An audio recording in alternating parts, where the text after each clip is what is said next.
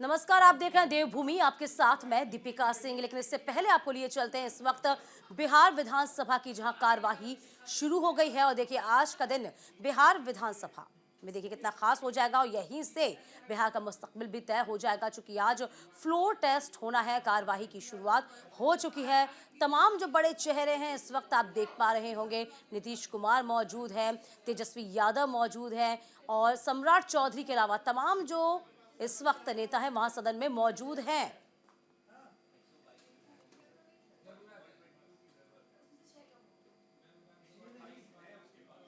तो कुछ ही देर बाद पक्ष और विपक्ष के बीच वोटिंग का सिलसिला शुरू हो जाएगा।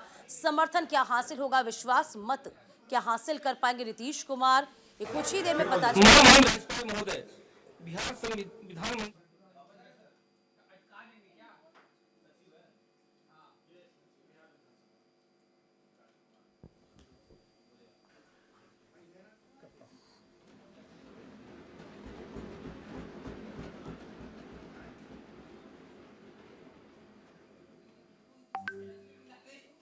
बिहार विधानमंडल के माननीय सदस्यगण, मैं नववर्ष के प्रथम सत्र के अवसर पर बिहार विधानमंडल के दोनों सदनों के संयुक्त अधिवेशन में आप सभी को शुभकामनाएं देता हूं तथा राज्य की खुशहाली एवं बहुआयामी विकास की कामना करता हूं। इस सत्र में वित्तीय, विधायी एवं अन्य महत्वपूर्ण कार्य संपन्न होने हैं। बिहार विधानमंडल के सभी सदस्यों से बिहार के विकास के लिए रचनात्मक भूमिका अदा करने की अपेक्षा करता हूं। आपके बहुमूल्य सुझाव एवं विमर्श से बिहार की प्रगति को बल मिलेगा। राज्य सरकार ने हमेशा सुशासन एवं न्याय के साथ विकास पर जोर दिया है तथा सभी क्षेत्रों और वर्गों के विकास के लिए राज्य सरकार संकल्पित है। राज्य में कानून का राज स्थापित है और इसे बनाए रखना सरकार की सर्वोच्च प्राथमिकता है। सरकार द्वारा अपराध नियंत्रण एवं विधि व्यवस्था संधारण के लिए सभी आयामों पर योजनाबद्ध तरीके से काम किया गया है।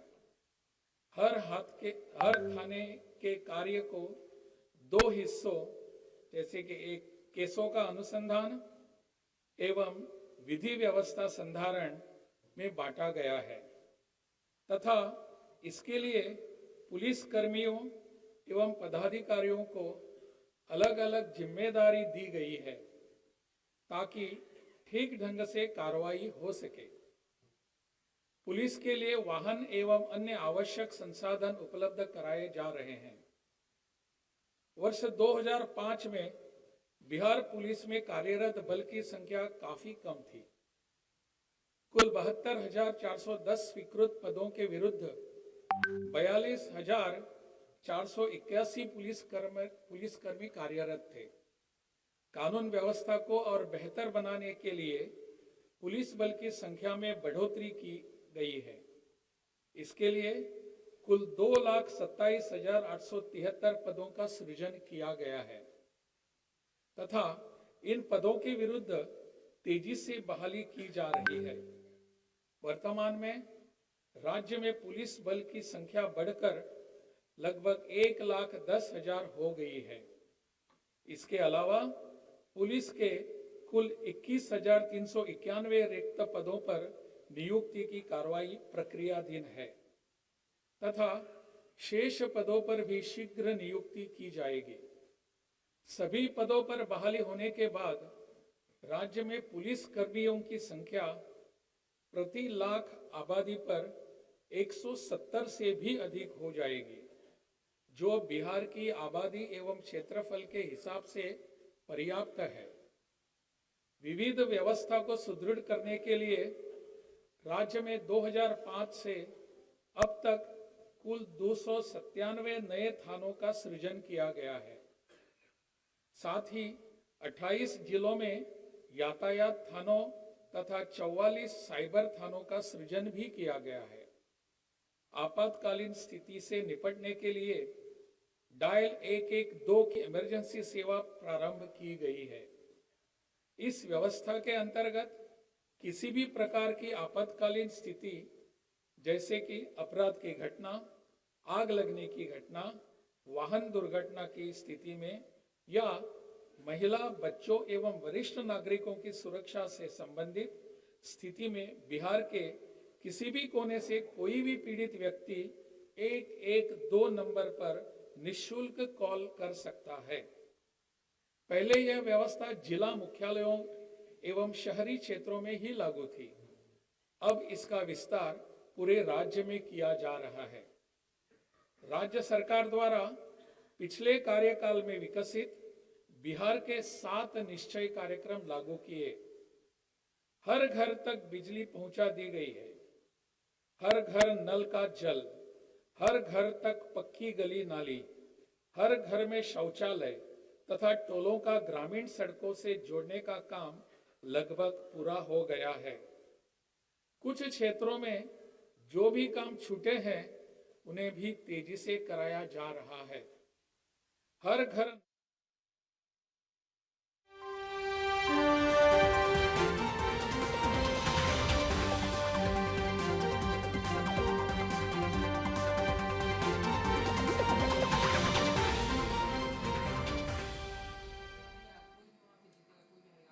चलिए देवभूमि की तमाम खबरों को देखेंगे विस्तार से। आपके साथ मैं दीपिका सिंह। सीएम धामी का आज हरिद्वार का दौरा है। आज हरिद्वार में सीएम आज रोड शो करेंगे। कई परियोजनाओं की सौगातों से नवाजा जाएगा। जहां नारी शक्ति महोत्सव में शामिल होंगे तो मुख्यमंत्री पुष्कर सिंह धामी हरिद्वार के दौरे पर रहेंगे। हरिद्वार में सीएम धामी रोड शो करेंगे। उसके बाद सीएम 11,000 करोड़ से ज्यादा की 158 योजनाओं का शिलान्यास करेंगे। सीएम नारी शक्ति महोत्सव कार्यक्रम में प्रतिभाग करेंगे। आपको बता दें, ऋषिकुल ग्राउंड में आयोजित होने वाले इस कार्यक्रम में 50,000 से ज्यादा महिलाएं शामिल होंगी। वहीं जिला प्रशासन और बीजेपी कार्यकर्ता कार्यक्रम को सफल बनाने की तैयारी में जुटे हुए हैं। कार्यक्रम में भारी भीड़ के संभावना को देखते हुए कई ट्रैफिक रूट्स भी डायवर्ट कर दिए गए हैं। इस दौरान डीएम ने स्कूलों की छुट्टी के आदेश भी जारी कर दिए हैं।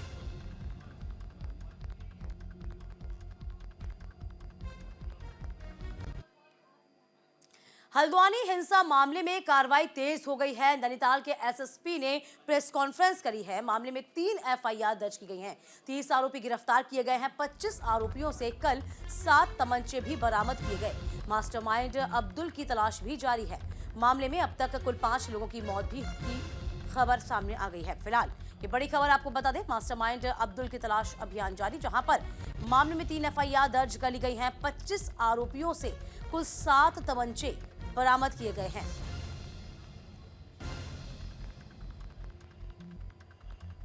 तो मामले में अब तक कुल 5 लोगों की मौत की खबर है।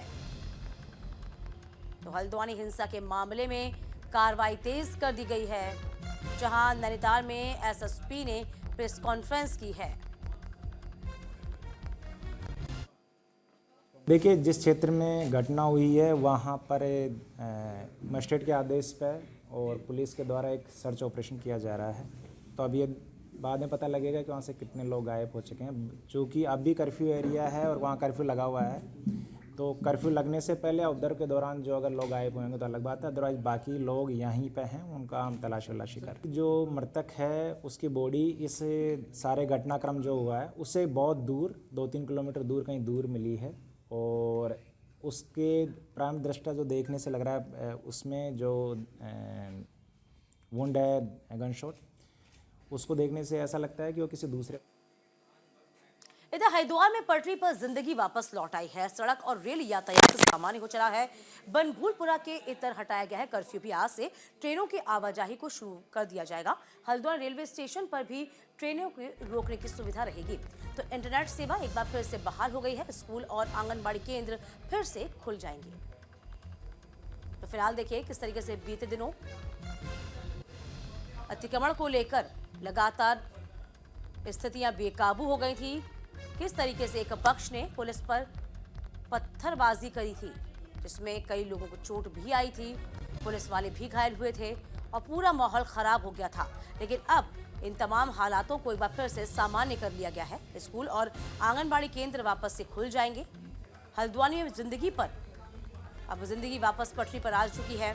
बात हम ट्रेनों की आवाजाही की करते हैं तो सड़क और रेल जो यातायात है उसे भी सामान्य कर लिया गया है।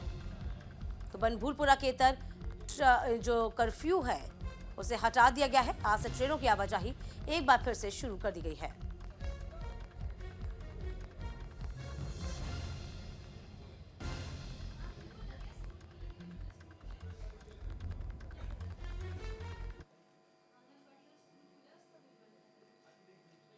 लक्सर से खबर होगी जहां कांग्रेस पार्टी ने लोकसभा चुनाव से पहले कमर कस ली है। कांग्रेस के पीसीसी सदस्य डॉक्टर उदामत शर्मा और लक्सर नगर अध्यक्ष देवेश राणा ने मेरा बूथ सबसे मजबूत कार्यक्रम की शुरुआत की। वहीं इस कार्यक्रम में डॉक्टर उमा दत्त शर्मा ने कहा कि प्रदेश जनता डबल इंजन कहे जाने वाली बीजेपी की सरकार से तंग आ चुकी है। लोकसभा चुनाव में कांग्रेस को भारी बहुमत से जीत मिलेगी। वहीं इस कार्यक्रम में महिलाओं ने बढ़ चढ़ कर हिस्सा लिया है। साथ ही संगठन को बुनियादी रूप से मजबूत करने का संकल्प भी लिया गया।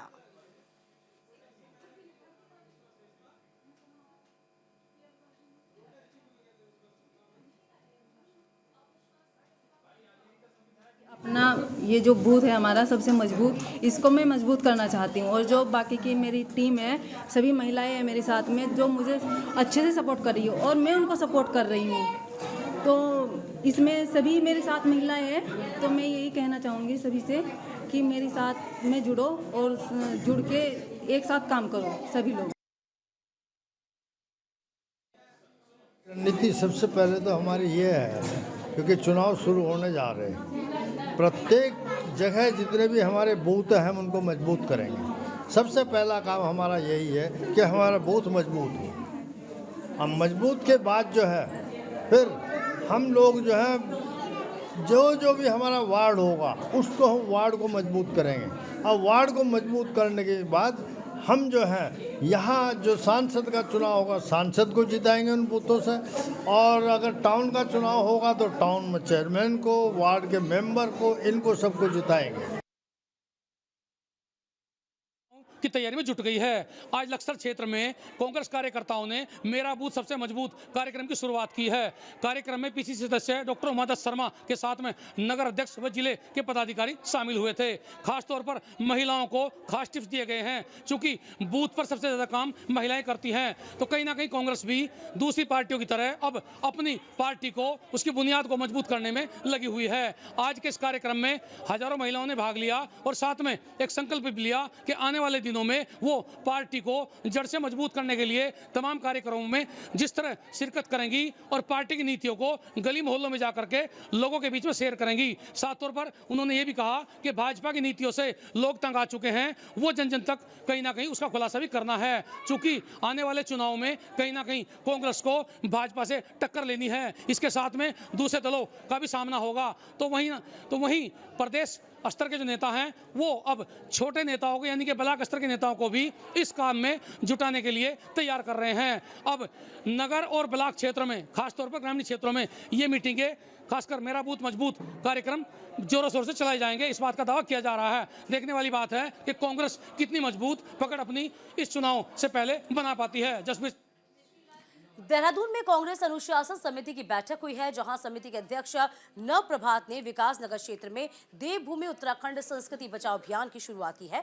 वहीं इस बैठक में उत्तराखंड कांग्रेस अनुशासन समिति के अध्यक्ष नव प्रभात ने कहा, हमारा अभियान दो चीजों के खिलाफ है। पहला, सरकार हमारे क्षेत्र में नशे और स्मैक के बढ़ते कारोबार को पूरी तरीके से बंद कर दे, और दूसरा, हम राज्यपाल से एक हस्ताक्षरित ज्ञापन ले रहे हैं जिसमें कहा गया है कि सरकार द्वारा लागू किया गया यूसीसी हिंदू सनातन परंपराओं के खिलाफ है।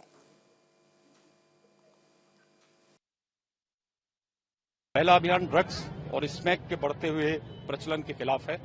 उसमें सरकार से हमारा अनुरोध है कि इस व्यापार को हमारे क्षेत्र में बंद करने के लिए प्रभावी कदम उठाएं। साथ ही साथ एक दूसरा अभियान भी हमने इसके साथ शुरू किया है, जिसमें हम श्री राज्यपाल के लिए ज्ञापन हस्ताक्षरित करा रहे हैं।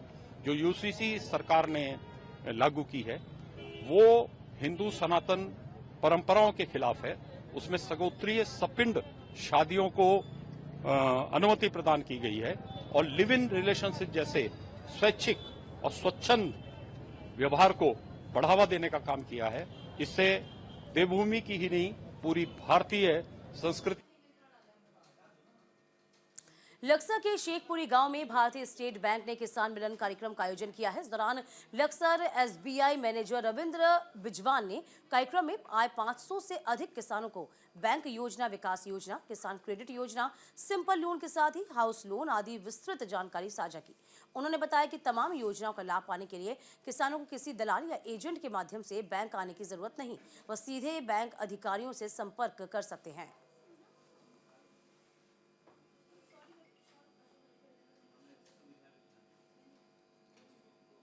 जो भारतीय स्टेट बैंक के जो आला अधिकारी आ रहे तो उनके द्वारा कि जो किसान हैं जिनको पैसे की ज़रूरत है, ऐसे समय पे जहाँ पे यहाँ अभी आपदा आई थी और आपदा में किसान बहुत प्रभावित हुआ है, तो ऐसे में विभिन्न प्रकार के केसीसी और उनकी जानकारी दी और उनको भी विभिन्न प्रकार के लाभ देने की योजनाएं हैं। बहुत अच्छा लाभ मिलेगा। मैं इसके लिए उनको धन्यवाद करूँगा कि आज हमारी किसानों से जो हम रूबरू हुए हैं, एक किसान मिलन गोष्ठी थी।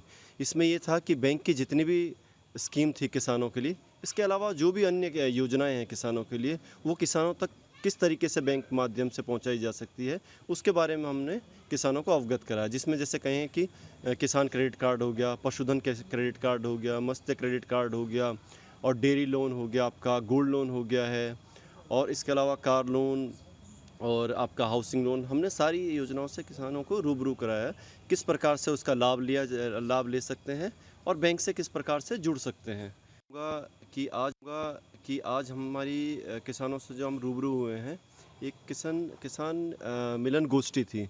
इसमें ये था कि बैंक की जितनी भी स्कीम थी किसानों के लिए, इसके अलावा जो भी अन्य योजनाएं हैं किसानों के लिए, वो किसानों तक किस तरीके से बैंक माध्यम से पहुंचाई जा सकती है उसके। हरिद्वार में पुण्यलोक अहिल्या देवी होलकर राष्ट्रीय पुरस्कार का आयोजन किया गया है। पुष्य श्लोक अहिल्या देवी धर्मपीठ ने पहली बार निरंजनी अखाड़े के पीठाधीश्वर स्वामी कैलाशानंद गिरी की अध्यक्षता में इस कार्यक्रम का आयोजन किया। कार्यक्रम में हाईकोर्ट के रिटायर्ड जज लोकपाल सिंह समेत बड़ी संख्या में लोग मौजूद रहे। इस दौरान समाज सेवा, मानव कल्याण और नारी उत्थान के लिए बेहतर काम करने वाले लोगों को सम्मानित किया गया। कार्यक्रम के आयोजन सागर धाप्ते पाटिल ने बताया कि साल 2020 से लगातार कार्यक्रम आयोजित कर रहे हैं। साथ ही उन्होंने कहा है कि देवी अहिल्याबाई होलकर के बाद पीएम मोदी ही ऐसे व्यक्ति हैं जिन्होंने सनातन मठ मंदिरों की रक्षा की है। पता है कि अहिल्याबाई होलकर देश की परंपरा में आज से लगभग सैकड़ों वर्ष पूर्व, 500-600 वर्ष पूर्व अहिल्याबाई होलकर ने बहुत सारे मठ मंदिरों का उद्धार किया, जिसमें काशी विश्वनाथ जी हैं, सोमनाथ मंदिर है, अन्य जो देश के बड़े मंदिर हैं, मठ मंदिर हैं, उस सभी मंदिरों का जीर्णोद्धार अहिल्याबाई होलकर ने किया। महाराष्ट्र ही नहीं, अभी तो पूरे देश में वो पूजनीय हैं और उनको हम सब कहीं न कहीं एक देवी का अंश मान करके देवी का अवतार मानते हैं। उन्होंने सनातन धर्म। इसी के साथ देवभूमि में आज के लिए बस इतना ही। फिलहाल वक्त छोटे से ब्रेक का, फौरन लौटेंगे, आप कहीं मत जाइएगा।